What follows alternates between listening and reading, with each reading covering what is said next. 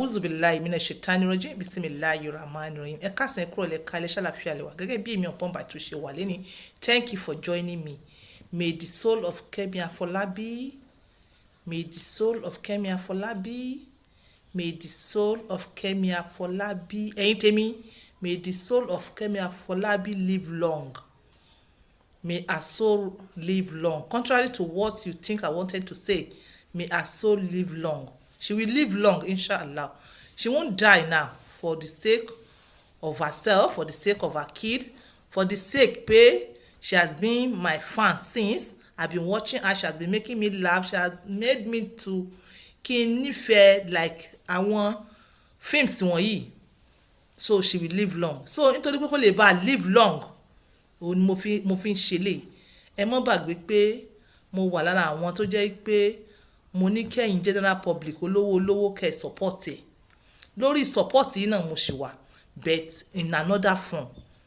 Láìpẹ́ láì jìnnà yìí, ẹ̀yin blogger kan, I don't know, ó showcase àwọn drugs kan. Àwọn drugs yìí wọ́n fẹ́ tó 50 if I'm not mistaken. Ẹ̀yin èèyàn, kí ọmọ ènìyàn máa múrú oògùn bẹ́ẹ̀ yẹn. Ṣé ìfẹ́ tògùn yẹn gan ò ní tètè pààyàn? Ìfẹ́ tògùn yẹn gan máa tètè pààyàn. Then Kemi Afolabi náà tún wá sọ wípé millions ló ń ná fún maintenance ara àtàwọn oògùn yìí. Why? Ó ti pọ̀ jù. And mi ìfẹ́ kẹ́ doubt ẹ̀, òótọ́ ni. Ọlọ́run má jẹ́ arógun àgbàná sickness, àgbàná oògùn. Ẹ̀yin tèmi tẹ́ ń wò mí àti Kemi Afolabi, olóògbé eléke àgbàná yìí. Àgbàná leléyìí. Àgbàná ni devil ni, àgbàná ni devil ni. Owó tó yẹ ká fi ṣọlá, ká fi ṣe yìí, ká fi ṣèkẹ́. Owó tó yẹ ká fi tọ́jú ọmọ. Owó tó yẹ ká fi tọ́jú family. Owó tó yẹ ká fi tọ́jú bàbá àti ìyá àti mọ̀lẹ́bí àti gbogbo everybody. Ká wá mọ náà sí oògùn báyìí. This devil, olóògbé eléke ẹ̀. Lupus yìí, olóògbé eléke ẹ̀. Pẹ̀lú ògùn Ọlọ́run, olóògbé eléke bí mo ṣe sọ. Gbogbo ojú tó wá wò mí, ten treat one sickness or to the other. Tó jẹ́ pé ń gbà yín lówó lẹ̀, kódà kó tẹ̀ mọ́ ń gbà yín lówó lọ, olóògbé yín léke ẹ̀. Olóògbé yín léke ẹ̀. Wọ́n ní oògùn dẹ̀, wọ́n ní sickness tá à ń pè ní lupus yìí, wọ́n ní kò lóògùn ju pé wọ́n máa manage ẹ̀ kó má bàa flare up. So gbogbo oògùn tó pọ̀ yẹn náà, orú manage náà ló wà. Orí manage ni, ṣé tóògùn bá pọ̀ jù gan, ṣé kò ní mọ fúnyàn ní another symptoms? Kò ní jẹ́ kí yẹn mọ new state. Ó máa jẹ́ bẹ́ẹ̀. Kí ló dé jẹ́ kí wọ́n ti wá oògùn kan bí oògùn kan àbógùn méjì, you understand, kí wọ́n manage mọ́ lò. Ẹ mọ́ gbàgbé Madam Kemi Afolabi, àwọn TVC wọ́n invite obìnrin kan. Ó ní òun ní lupus, maybe for the past 14 years she's living okay, òun dẹ̀ manage well. Bóyá kẹ́ follow up fún àwọn obìnrin báyìí, kẹ́ jẹ́ ọ̀rẹ́ sí wọn, kẹ́ wo bí wọ́n ṣe ń manage ẹ̀. Nígbàgbọ́ tèmi, èmi mọ̀ pé àwọn lè mọ̀ lo oògùn ńláńlá báyìí dípò tí wọ́n máa ṣerú wàhálà báyìí àbí kí wọ́n máa náwó báyìí. Owó tó yẹ ká fi ṣe nǹkan gidi. Mo believe I'm passing message. Nǹkan tó yẹ pé wọ́n ní kò sí cure. Wọ́n ní kò sí cure for now. Àfi kí èèyàn mọ manage ẹ̀. Then báwo wá ṣe wá jẹ́ pé oògùn tó ní cure, ó ṣe máa gbàdúrà owó, ó máa fi wá sọ wá di ẹ̀dọ̀ arinlẹ̀.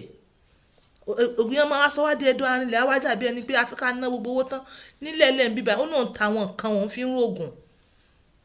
Ẹ̀yin tèmi, láìpẹ́ yìí, ó dẹ̀ she reached out to you people, àwọn home and abroad, for helping her. Oògùn ló fi ń rà. Oògùn ló fi ń rà. Kọ́nà ẹ mọ̀ rò pé ó ń jó pé to why away sorrow, because sickness yẹn ò fẹ́ sorrow. Kò fẹ́ kẹ́ wà moody, kò fẹ́ sadness. Tẹ́ bá sad báyìí, ó flare up kú mọ́ ni. Ìwádìí wá jẹ́ kí yé mi pé ó ní bí wọ́n ṣe ń tẹ̀lé lifestyle. Tẹ́ bá ti ń gbé tẹ̀lé lifestyle, mu sìgá, lifestyle mutí, lifestyle mu all sort of nonsense before. Ní ṣe yẹn mọ́. Then wọ́n ní ẹ máa protect ara yín against the sun. Aṣọ tẹ́ máa wọ̀, hat tẹ́ máa wọ̀, glass tẹ́ máa wọ̀. Ilé tẹ́ bá ń gbé gan, ẹ ní láti sún kúrò. Kò ṣe pé bóyá máa kó kúrò, but ẹ shade against the sun. So that kò ní mọ gbóná. Tẹ́ bá dẹ̀ ń jáde, ẹ máa jáde bí ìrọ̀lẹ́ ni àbí early part of the morning. So yẹn ẹni mọ́ jáde lọ́wọ́ ọ̀sán. Kò fẹ́. Tó bá eat, ó tún máa lọ di kinní kan lára nínú skin àti lára àti lójú. Sickness yẹn kò ní one sickness pàtó, ó máa mú wá jáde ni, ó máa mú wá ni, the joint pain to a kind of typhoid, to a kind of malaria, to a kind of cancer, to a kind of arthritis, ó máa jam pack oríṣiríṣi ni, headache gbogbo ẹ̀. So gbogbo bí kíni ẹ bá ṣe ń jáde wọ́n máa treat ẹ̀. Mo ní tiwa-tiwa, oògùn tiwa-tiwa tẹ́ ẹ bá tiẹ̀ nígbàgbọ́ lórí nǹkan táwa ń sọ, àìmọye àwọn reputable tí wọ́n ti reach out to you, ó dàbí pé ẹ ka messages, ẹ fún wọn ní try. Medications, ìdí tí mo fi fẹ́ sọ yín lẹ́nu lórí ọ̀rọ̀ medications ni, but wọ́n ní you have to consider what you eat, then exercise, ẹ máa exercise torí ẹ need energy. Medications there wọ́n ní anti-inflammatory medications, bóyá nínú oúnjẹ, nínú mímu, then àwọn oògùn tó rich nínú steroids.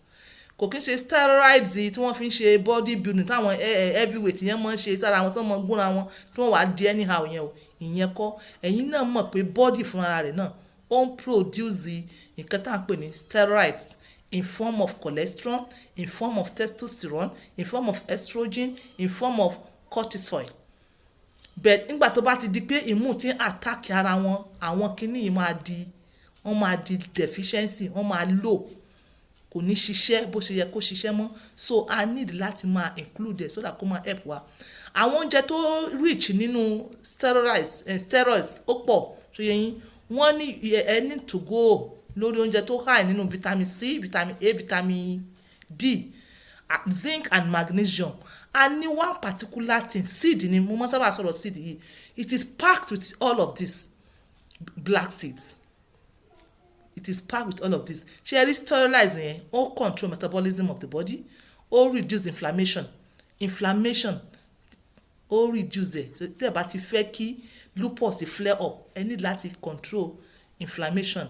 Then ó balance body salts, salt ò gbọdọ̀ pọ̀ jù nínú ara tẹ́ bá manage lupus. Then ó manage immune, ó dẹ̀ ń build muscle fọkùnrin, ó dẹ̀ ń fún èèyàn ní strength. Ní steroids yìí wọ́n need ẹ̀. Then àwọn from the forest, bush, garden, market to our kitchen, a ní nǹkan tó dáa tó jẹ́ anti-inflammation. Kẹ́ẹ̀tì ẹ̀ mọ́ lògùn yìí tó yẹ yín, ẹ need àwọn kinní, ẹ need àwọn tẹ́tẹ́ bá lo àwọn kinní gan, maybe tó bá yá you may even have to do away with àwọn oògùn olówó ńlá wọ̀nyí gan. A ní something like ginger, a ní garlic, a ní turmeric, a ní black pepper, a ní green tea, a ní rosemary, a ní cinnamon, a ní cloves, a ní bitter melon. Like seriously, àwọn oògùn yìí anti-inflammatory ni wọ́n dẹ̀ ń ṣiṣẹ́. Ẹ ní láti sọ fún doctor yín pé tó àwọn náà mọ̀ ń pẹ̀ bẹ́ẹ̀ tí ó kàn jẹ́ pé tó ẹ mọ̀ pé doctor àti àbá ó ní bí doctor àtàwọn alternatives wọn ò agree. Tẹ́ ẹ bá nígbàgbọ́ wa, ẹ tọ̀ àwọn tó ní tẹ́ ẹ mọ̀ dáadáa lórí kinní instead of like this àgbàná, you understand me. So lórí turmeric, include turmeric drink, ẹ dẹ̀ lè ṣe turmeric drink láì ṣe pé ẹ fi ginger, garlic sí àti cloves.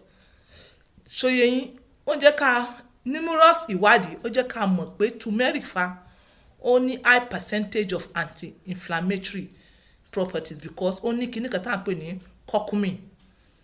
Ṣòye yín ó ní kinní kan tá à ń pè ní curcumin. Curcumin yìí dẹ̀ ní wọ́n ló lè block the activation of molecule to activate the genes that promote inflammation ní turmeric yìí. Ṣé ẹ rí i pé àwa gan là ń ṣera wa ẹ̀yin tèmi gbogbo yín náà lẹ mọ̀ pé guava leaves ó dáa, pawpaw leaf náà ó dáa.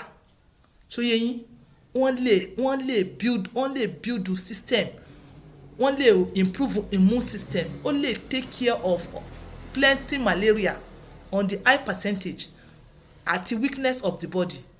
Ẹ combine pawpaw leaf, guava leaf, ìwọ̀nba pawpaw leaf tẹ́ bá rí àti guava leaf tẹ́ bá rí lẹ máa fi mọ quantity of abatusada black seed powder tẹ́ máa fi sí, ẹ boil ẹ̀ up, ẹ máa steam ẹ̀. But the only thing ni pé ẹ yàgò fún seasoning. It is either kẹ́ eradicate seasoning tàbí kẹ́ minimize ẹ̀, kí ni wọ́n pe steroids wọ́n ní steroids ó wà lára nǹkan tó minimize salt content in the body so yẹ yín salt content yẹn tó bá pọ̀ ẹ lè mọ́ need as per person tó ní salt tó ní lupus so yẹ yín so irú seasoning yẹn sẹ́yìn kó àwọn máa ń ní salt náà eradicate ẹ̀ tíyàn bá ní lupus náà ó máa fún yàn ní symptoms bíi diabetes nígbà míì